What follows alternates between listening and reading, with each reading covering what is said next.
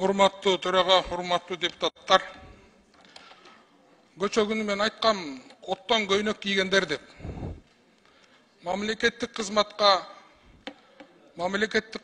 иштегендерге, аткаруу бийлигине, сот бийлигине жана мыйзам чыгаруу бийлигине келип аткандардын бардыгы эл үчүн, элдин көйгөйүн чечиш үчүн аябай чоң тобокелге салып, өзүнө оттон көйнөк кийип алып жүрүшөт.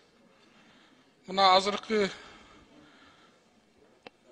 биз дагы сот бийлигин, сот тандоо бийлигине биз өкүлүбүздү жөнөтүп жатып, өтө көп ойлондук. Акыркы убактарда парламентте тарапташтардын арасында кандайдыр бир кооптуу жагдай, ишенбечүлүк жагдайлар болуп кетип атат. Өкмөт мүчөлөрү арасында, жогорку кеңештин арасында бир багыттагы адамдар, бир багыттагы иштеп аткан, бир командада иштеп аткан адамдар арасында бири-бирине каршы пикирде болууда деген элдин, коомдун арасында көптөгөн ойлор кетип атат. Ушуга барбаш үчүн, жогорку кеңеш өз ара ынтымакты сакташ үчүн мына мен өзүмдүн кандидатурамды азыр алып коюп атам.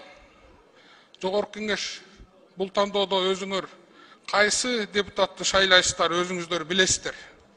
Эң негизгиси жогорку кеңеш иш ара ынтымакта, биримдикте болсок, элдин көйгөйүн чечпей турганга эч кандай мүмкүнчүлүк жок деп ойлойбуз. Ынтымак фракциясынын депутаттарынын арасында бул чечимди кабыл алдык. Эми калганы сиздердин чечимиңиздер. Экинчи чечим деп кичине тура эмес айтып алдым. Экинчи пикир. Кумтөр бул улуттун сыймыгы. Кумтөр уже элге өттү десек болот. Аз бир убакыт калды. Кумтөрдүн башында иштеп аткандар, Кумтөр бул кыргыздын сыймыгы экендигинде эч талаш жок. Соц тармактагы, соц массанын ичинде Кумтөрдүн бүгүнкү отурган офиси жөнүндө ар кандай маселелер айтылып атат.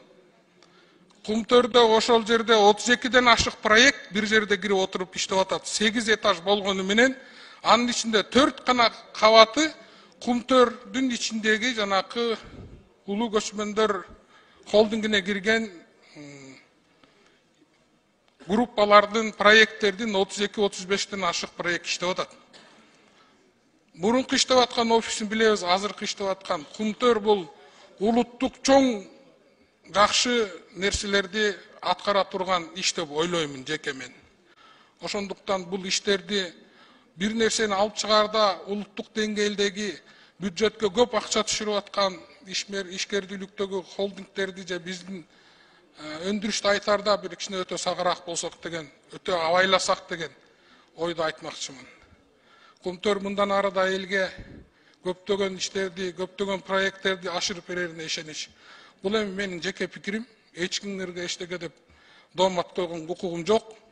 Бирок улуттук деңгээлдеги элге, өлкөгө пайда алып келип аткан өндүрүштөрдү негизи эле чек ара маселеси болобу, армия маселеси болобу, башка ушундай коопсуздукка, улутка, өлкөгө пайда алып келе турган жерлерде кичине абайлап, мындай дыкаттык менен көңүл бурсак деген гана пикир.